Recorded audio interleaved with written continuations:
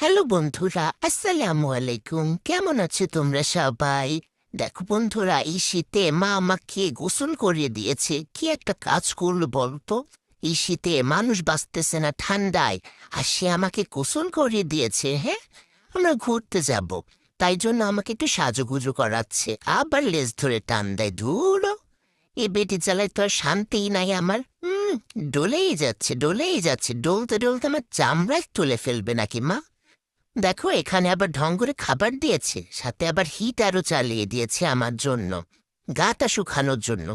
দেখতে দেখলে একটু ভয় লাগে আমার, কিন্তু খারাপ না, ভালোই, গাটা গরম করছে আমার। আবার খাবার দিয়েছে। খাবো না তোমার খাবার, যাও তো, আমি আমার গা শুকাতে থাকি। ঢং। দেখো বন্ধুরা, বাইরে কিন্তু বেশ রোদ উঠেছে। রোদের মধ্যে কিন্তু খারাপ লাগতেছে না? কিন্তু মা, তুমি এটা কি করলে আমার সাথে বলো তো?